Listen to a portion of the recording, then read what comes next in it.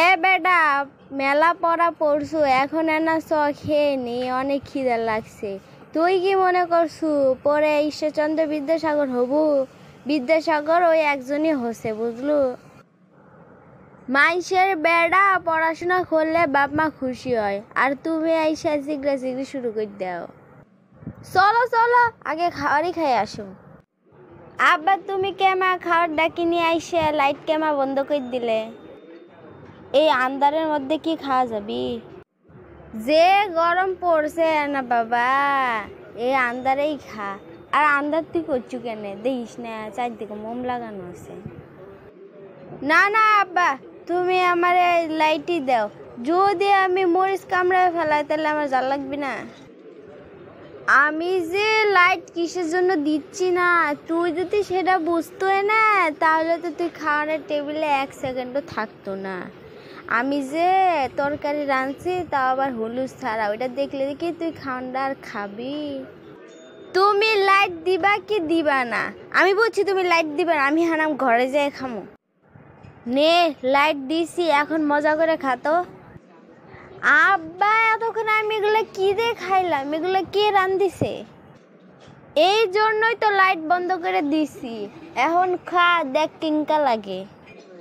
তা না হয় আব্বা, খাইতাছি, কিন্তু তুমি আমার কও তো যে তরকারি কালা কালা কে তরকারির ভিতরে তুমি কি দিছাও? লাইট যে আমি কিসের জন্য বন্ধ করে দিছি এটা তো তুই বুঝলো না, এখন বুঝ। আর রাইত্রে খাবি এর লেগে আমি তরকারিতে হলুদ দিই নাই, বুঝলু। সেই জন্যই লাইটটা বন্ধ করে থুসুনু। সেটাই তো আমি জানি, তুমি লাইট কিসের জন্য বন্ধ করলা? কোনো কারণ ছাড়া তো লাইট বন্ধ করবা না। তুমি তো ভালো একটা বুদ্ধি বের করছো টাকা বাঁচানোর। তা আব্বা, তুমি যে তরকারিতে হলুদ যে দিলা না, তা তোমার কয় টাকা বাঁচলো? কয় টাকা বাঁচলো এই কৈফিয়ত কি তোরে দেওয়ার লাগবে? আমি সংসার চালাই, আমি যেটা মন চায় আমার হেডা আমি করব, বুঝলো। না মানে আমি তোমার কাছ থেকে এগুলো শিখেছি, ভবিষ্যতে যখন আমার সংসার হবি তখন আমি কেমবা কি করবো তাই।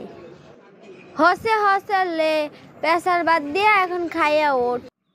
আব্বা, সকাল হলো, দাঁত যে ব্রাশ করবো, তা পেস্ট তো নাইকে, টাকা দাও, পেস্ট কিনে নিয়ে আসি।